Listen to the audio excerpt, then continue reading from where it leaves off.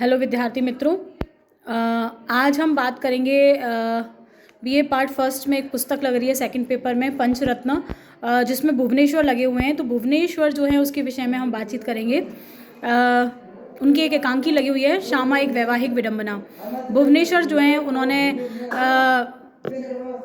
जो सामाजिक परिवेश है उसको देखा और समाज की जो कठिनाइयाँ हैं उसको उन्होंने अपने एकांकियों के माध्यम से उजागर करने का काम किया।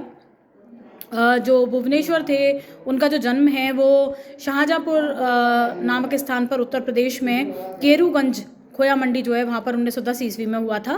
परिवार की जो परिस्थितियाँ थीं, जब उनका जन्म हुआ था तब अच्छी थी, लेकिन माँ की मौत हो गई बचपन में ही उनके, और उसके बाद जो है परिस्थितियाँ विपरीत होती चली गई।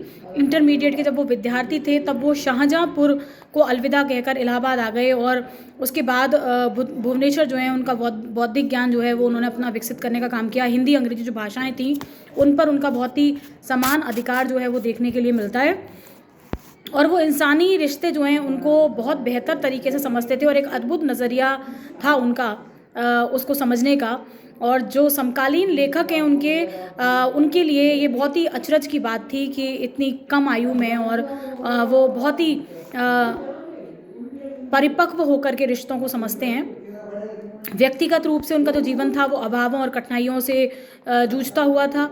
वो एक जगह जगह भटके अपने जीवन में, इलाहाबाद गए, बनारस गए, लखनऊ गए, और इस तरह से भुवनेश्वर जो है भटकते रहे, और इस भटकाव में उनकी जो मित्र मंडली थी उन के घर ही उनका आश्रय स्थल रहे। इस तरह का जीवन उन्होंने व्यतीत किया, लेकिन उन्होंने अपनी साहित्य यात्रा जो है उसको रुकने नहीं दिया। एक बार प्रेमचंद ने उनसे कहा था कि एक लेखक के तौर पर वो कटुता जो है कम करें, तो उन्होंने उनको कहा कि ये कटुता किस कारण से है, ये तमाम जो विसंगतियां हैं किस कारण से हैं, उनको भी देखना बहुत ज़्यादा आवश्यक है। और 1957 में लखनऊ स्टेशन पर भुवनेश्वर की मृत्यु हो गई थी। साहित्यिक परिचय की बात करें तो हिंदी एकांकी के विकास में उन्होंने विशेष योगदान दिया है।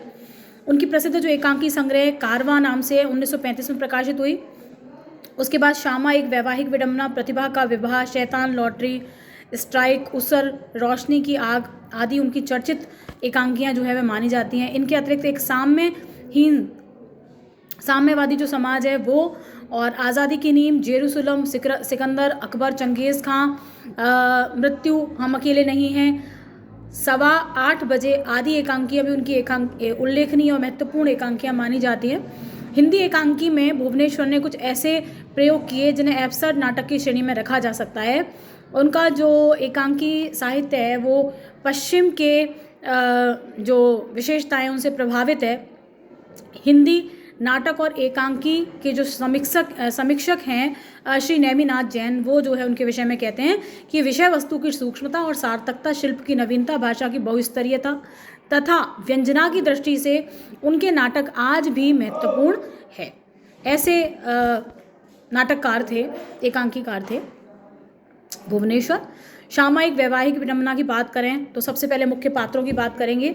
मिस्टर अमरनाथपुरी इसके नायक हैं, श्यामा उनकी पत्नी जो है वो इसकी नायिका है, मनोज जो कि श्यामा का प्रेमी है, और इसके अलावा हीरा जो कि नौकर है, और मिस्टर अप्पी, ये मुख्य पात्र हैं इसके। और यदि एकांकी की कहानी की सार की बात करें तो मिस्टर अमरनाथपुरी जो है एक रईस व्यक्ति हैं, और श्यामा नाम की उनकी एक आदमी का पत्नी है जिसकी 23 वर्ष की उम्र है, और मिस्टर पुरी जो है 30 साल के हैं, लेकिन वो उनके प्यार की कदर नहीं करती है। मिस्टर पुरी बहुत प्रेम करते हैं अपनी पत्नी से,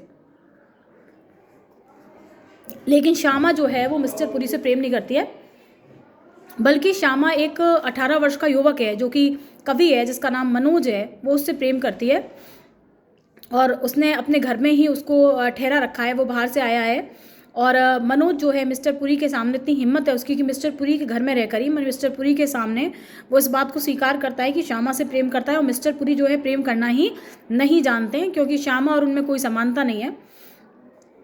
इस तरह से मनोज बिल्कुल निर्भीक है और जो मिस्टर पुरी हैं वो भयभीत रहते हैं, अपनी पत्नी से डरते हैं, इसलिए मनोज का विरोध नहीं कर पाते और मनोज को घर से भी नहीं निकाल पाते हैं, और उनके लिए विवाह एक विडंबना बन गया है।